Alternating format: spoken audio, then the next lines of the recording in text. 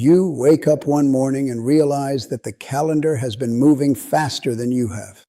I used to think time sped up because I got older. That's not quite it. Time feels fast when you stop paying attention to it. When the days blur, when routine replaces awareness, that's when the years disappear. I'm past 80 now. I've buried friends. I've watched children become grandparents. I've seen the world change in ways I never imagined. And if there's one thing I can tell you without hesitation, it's this. Most of what we worry about never deserved the space it took in our lives. I spent decades believing that security would calm me, that once I reached the right income, the right house, the right title, I would finally relax. I was disciplined, responsible, always preparing for later. Later became my favorite word. Later, I'll slow down. Later, I'll travel. Later, I'll say what I really think. Later, I'll enjoy what I've built. But later is a quiet thief. It doesn't kick the door down. It just waits. And if you're not careful, it replaces today without you noticing. Somewhere in my late 70s, I understood something that had been sitting in front of me my entire life. Peace does not come from finishing everything.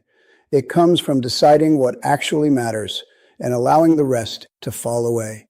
Most people your age, 40, 50, 60, still believe they have endless time to correct course. You don't. And that's not a threat. It's clarity. When you understand that time is limited, you start seeing your choices differently. The arguments you keep replaying, the grudges you feed, the pressure to impress people who don't think about you at all. It begins to look unnecessary. I wish someone had told me earlier that exhaustion is often self-inflicted, not from hard work, but from carrying expectations that were never truly mine. And that realization leads to something even more uncomfortable, which I didn't fully grasp until much later in life. What I didn't understand for most of my life is that achievement and alignment are not the same thing. I achieved a great deal. On paper, I did well. I provided, I built, I checked the boxes. But alignment, that's different. Alignment is when your daily actions match your private values, when the way you live reflects what you actually believe. There were years when I was successful and deeply restless at the same time. I couldn't explain it back then. I told myself it was stress or responsibility or the cost of ambition. It wasn't.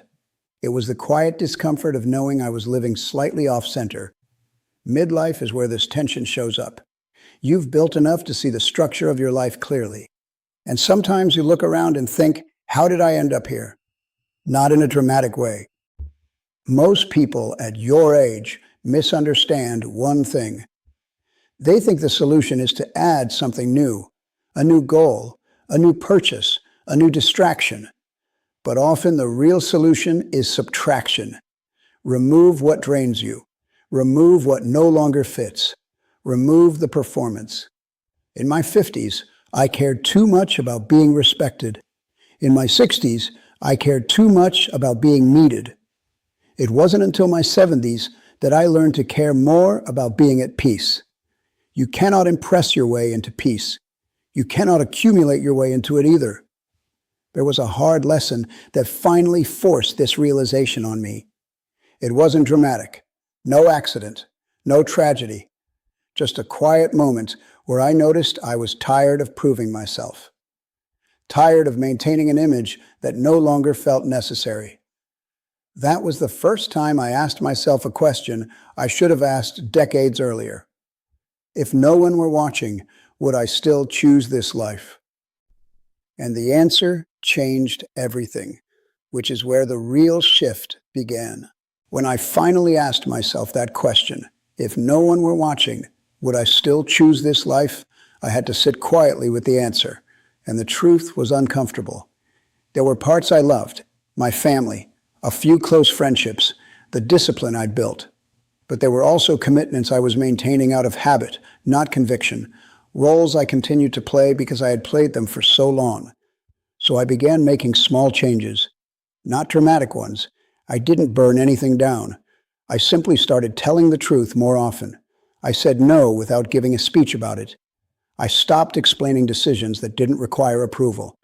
I let a few relationships fade instead of forcing them to continue.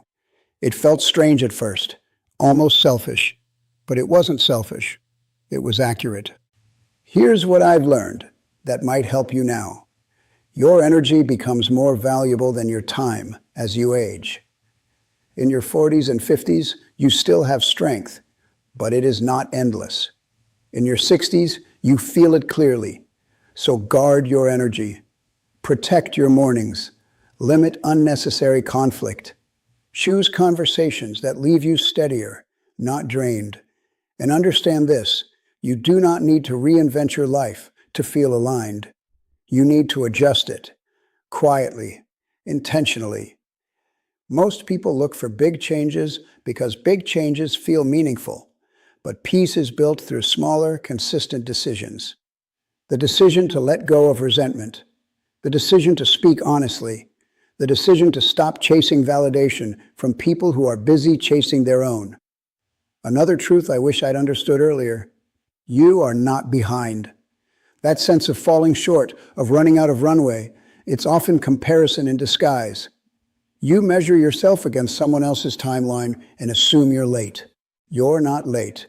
You're just distracted. Refocus on what is actually yours to live, not what looks impressive from a distance, not what earns applause, what fits your values now. Because the second half of life is not about expansion. It's about refinement.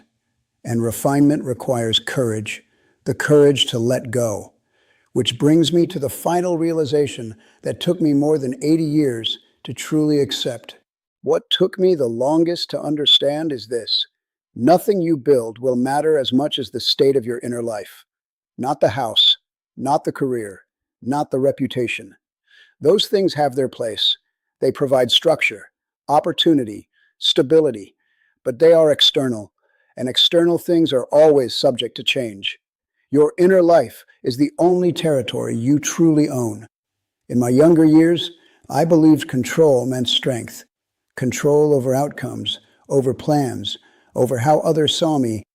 I now see that strength is quieter than that. Strength is being steady when plans shift, being kind when you could be sharp, being honest when silence would be easier. Aging strips away illusions. It shows you how little control you ever had and how much choice you still do. You cannot control how fast time moves.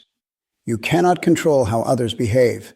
If you carry bitterness, it will age you faster than the calendar ever could. If you carry gratitude, even simple gratitude, it softens the years. I don't regret working hard. I don't regret striving. But I do regret postponing joy, postponing rest, postponing conversations that mattered.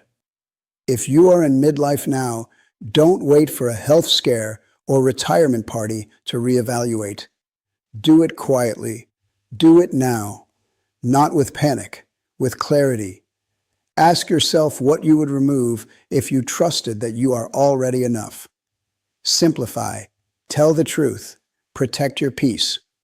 The years ahead of you are fewer than the years behind you. That is not meant to frighten you. It is meant to focus you. Because in the end, the quality of your life will not be measured by how much you accumulated, but by how honestly you lived it. And once you understand that, time stops feeling like an enemy and starts feeling like a gift.